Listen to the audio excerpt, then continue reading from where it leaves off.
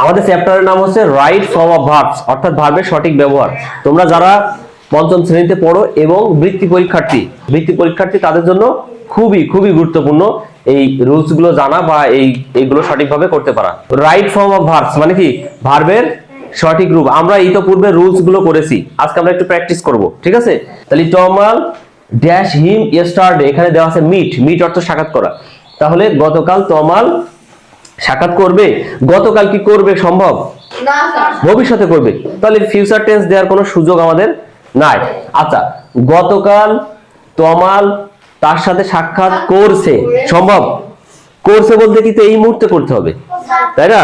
তাহলে প্রেজেন্ট টেন্সও শেষ, present continuous টেন্সও শেষ।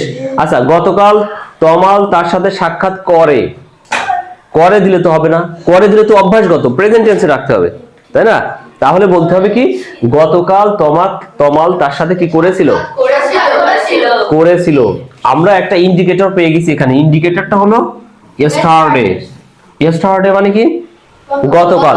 তাহলে আমরা জানি রুলস অনুযায়ী যে ইয়েস্টারডে, এগো এবং লাস্ট এই তিনটা শব্দ যদি থাকে তাহলে কি করতে হবে?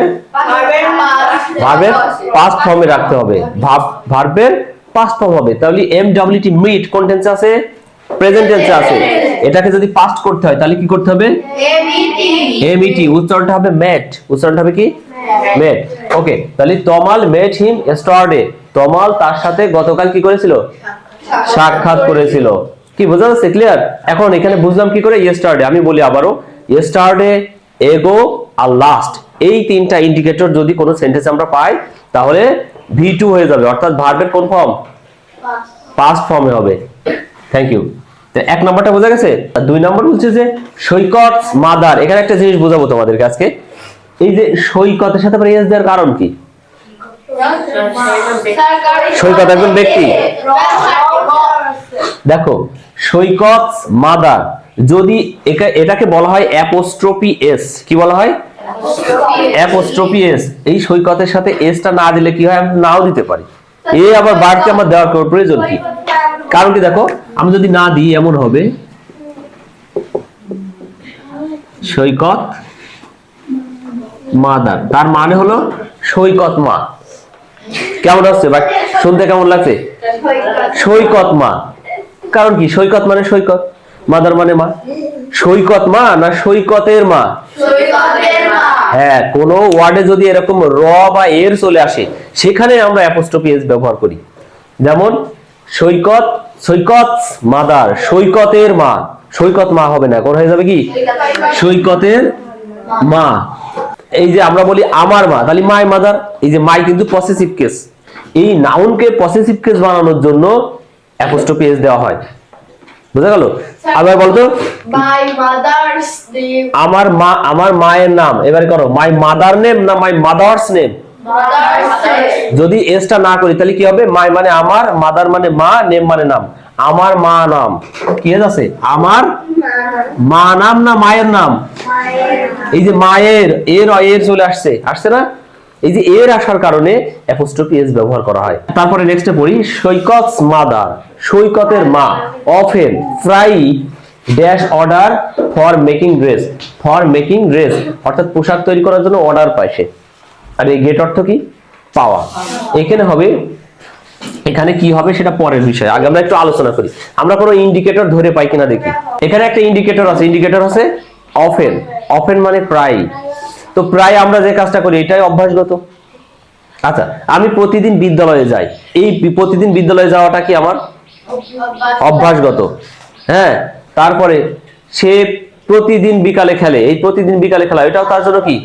অভ্যাসগত। আচ্ছা, ডেইলি মানে দৈনিক, তাহলে ডেইলি, অকেশনালি, ইউজুয়ালি মানে সাধারণত, যে সাধারণত সে বিকালে চা খায়। হ্যাঁ, usually he tax T in the afternoon. তো সাধারণত সে বিকালে চা খায়। তো এই যে বিকালে চা খাচ্ছে এটা অভ্যাসগত বোঝাচ্ছে না? অর্থাৎ যে কাজটা পুনরাবৃত্তি ঘটে, নিয়মিত করা হয়, অভ্যাসগত, সেটাতে প্রেজেন্ট ইনডিফিনাইট টেন্সে বসে। তো এই যে অফেন, এখানে আমাদের ইন্ডিকেটর, এটা যারা এই অফেন দেওয়ার কারণে আমরা বুঝছি এটা কোন টেন্স আছে? প্রেজেন্ট ইনডিফিনাইটে করতে হবে। তাহলে প্রেজেন্ট টেন্সে রাখলে কি গেট হবে না গেটস হবে? এখন কথা হলো আবার গেটস হওয়ার কারণ কি? এই গেটস হওয়ার কারণ হলো সৈকতের মা থার্ড পারসন সিঙ্গুলার নাম্বার, এই কারণে কি হয়েছে ভার্বের শেষে এস বা ইএস হয়েছে। তাহলে Saikat mother often gets order for making dresses. Okay, roll number 3, why is Seema dash a lot of tissues? বলছে সীমা কেন অনেক টিস্যু ব্যবহার করছে। এখানে ইন্ডিকেটর কি ইজ। আমরা একটা রুলসে পড়েছিলাম, আমার মনে রুলস নাম্বার 3, সেখানে বলেছিলাম যে কোন সেন্টেন্সে যদি am is are was were, am is are was were এই পাঁচটা থাকে, এটা এই পাঁচটাকে কি বলা হয় বি ভার্ব বা অক্সিলারি ভার্ব। এই অক্সিলারি ভার্ব যদি থাকে তাহলে ভার্বের সাথে কি হবে আইএনজি, আইএনজি যোগ হবে, ভার্বের সাথে আইএনজি যোগ হবে, তাহলে হয়ে যাবে কি হোয়াই ইজ সীমা, ইউজ হবে কি হবে এখন ইউজিং, ইউএস আইএনজি।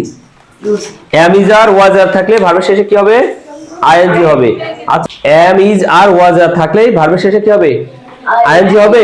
সব ক্ষেত্রে হবে না, যদি কাজটা চলমান বোঝায়, কাজটা কি বোঝায় কাজটা যদি বর্তমানে চলমান বোঝায় তাহলে ভার্বের সাথে আইএনজি যোগ হবে। যেমন বলছে কেন সীমা বারবার টিস্যু ব্যবহার করছে, অনেক পরিমাণ, এ লট অফ মানে কি প্রচুর পরিমাণ, কেন সীমা প্রচুর পরিমাণে কি ব্যবহার করছে টিস্যু, এখানে আইএনজি যোগ হয়েছে ইজ থাকলেই। কিন্তু এটা কি হবে